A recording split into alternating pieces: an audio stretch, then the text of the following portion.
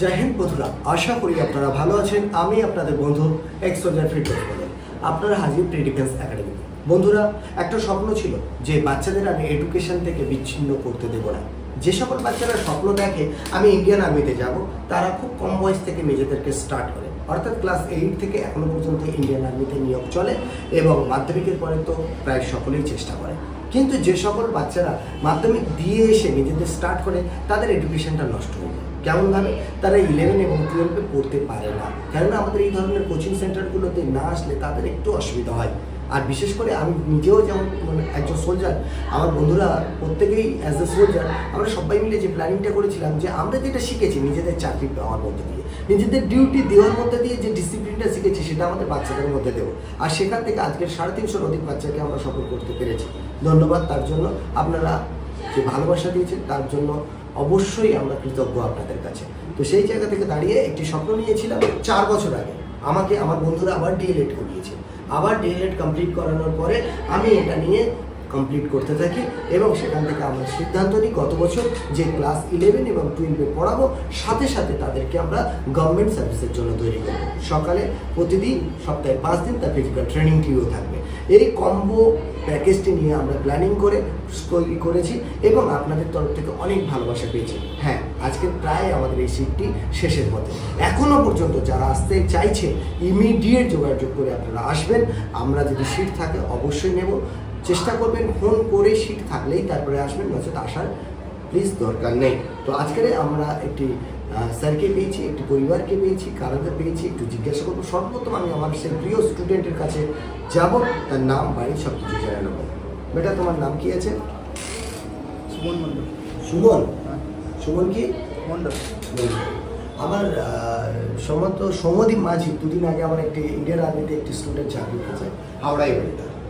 আচ্ছা, তোমার বয়স কত? 70+। এবছর মাধ্যমিক দিয়েছে, তাই তো? কোন স্কুলে পড়তে তুমি? রামপুরহাট বিদ্যাভবন, জেল বিদ্যাভবন। আচ্ছা, তোমার থানা কি আছে? আর ডিস্ট্রিক্ট কি? রামপুরহাট। বীরভূম। বীরভূম ডিস্ট্রিক্ট। সাথে কে এসেছে? সাথে বাবা এসেছে আর পিসেমশাই এসেছে। পিসেমশাই এসেছে।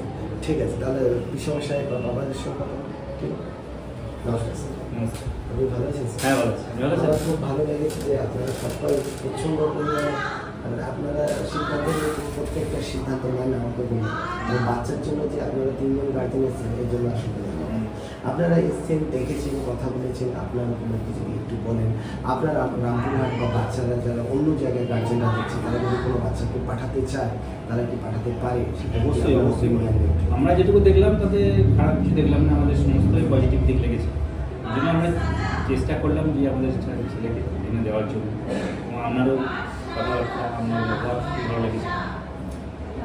শুধু একটা কথা বলবো, আমার কাছে যে বাচ্চাগুলো এখন ভর্তি হচ্ছে তাদের 16 ক্লাস বয়স, অর্থাৎ এরা কিন্তু 18 হয়নি। অতএব এদের জন্য অবশ্যই কেয়ার করতে হবে। স্যার, আপনি যেটা বলেছিলেন, আমার এখানে র্যাগিং এর একটা প্রশ্ন উঠেছিল। আপনার মনে হয় ওখানে র্যাগিং ফিল হবে? না না না, মানে র্যাগিং হবেই না? ভালো পরিবেশ, পরিবেশ ভালো দেখে আর চাইলে ক্যামেরা লাগানো আছে, সবাই সাথে কথা বললাম, সব ফ্রেন্ডলি আছে, খুব শান্ত আলোচনা করেছি স্যারের সঙ্গে খুব শান্তশিষ্ট ছিল স্যার। হ্যাঁ, আমরা ওখানে গিয়ে সবার সঙ্গে আলোচনা করে দেখলাম, খুব ভালো, সব কিছু পজিটিভই দিয়েছি। আর এই নিয়ে তো কোনো প্রশ্নই নেই, তো দেখে বুঝতে পারলাম, খুব ভালো লাগলো। একটা জিনিস বলি, আমার ওখানে যদি একটা পেন এটা নিচে পড়ে যায়, সেটাও ক্যামেরা দ্বারা আবদ্ধ থাকে। অর্থাৎ আমার পুরো ক্যাম্পাসটি ক্যামেরা দ্বারা বন্দি আছে এবং সাথে আমার ওখানে কিন্তু একজন পার্সন থাকেন, যেটা আমাদের কেয়ারটেকার বলে থাকি। বাচ্চাদের খাওয়া, তাদের ঘুম থেকে তুলে দেওয়া, তাদের পরিষ্কার পরিচ্ছন্নতা এবং যে কোনো প্রবলেম তিনি দেখবেন, প্রাথমিক তিনি দেখবেন এবং আমাদের ইনফর্ম করবেন। তো সেই সূত্রে আপনারা একটা যে ভয় থেকে থাকছে যে র্যাগিংয়ের একটা ব্যাপার, সেটা কিন্তু আমি চেষ্টা করেছি যথাসাধ্য কম রাখার বা যাতে না হয়। আবারও বলছি, এর জন্য আমরা কিন্তু একটা এগ্রিমেন্ট করে থাকি যে কোনো ছাত্র যদি র্যাগিং করে থাকে, অর্থাৎ ক্ষতিকারক মজা, র্যাগিং কথার অর্থ হচ্ছে স্টুডেন্ট চাইছে না অথচ ভালো আছেন দিদি? আচ্ছা, ক্ষতিকারক মজা যদি কেউ করে থাকে তাহলে কিন্তু তাকে আমি হোস্টেলে রাখবো না। তার জন্য তার গার্জেন চিন্তা করবে, হোস্টেলের বাইরে অন্য একক কোনো রুম যদি নিয়ে তারা রাখতে পারে। তো যাই হোক, এই পর্যন্ত আমি জায়গাটা খুব ভালো দেখলাম। আমি চাইবো আপনাদের আশীর্বাদ থাকলে আরো আরো ভালো সবাই মিলে তৈরি করব।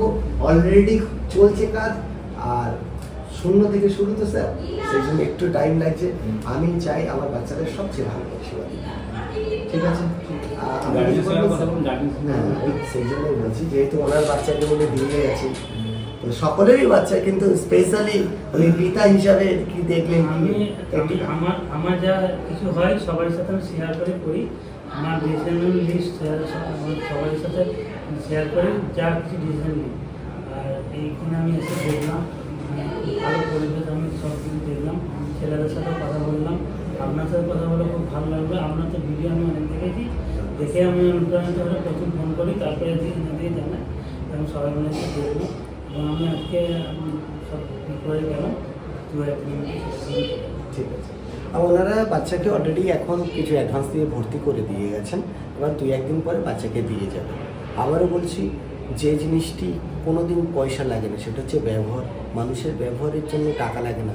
আমরা সর্বপ্রথম মানুষ, তারপরে কিন্তু একজন শিক্ষক, একজন সমাজের বিভিন্ন শ্রেণীতে কাজ করি। সেই মানব ধর্মটা যদি মাথায় রাখি, তাহলে আমরা একে অপরকে কেন হাসি মুখে কথা বলি না? ওনারা আমার গেস্ট, অতএব ওনারা আমার গুরুজন।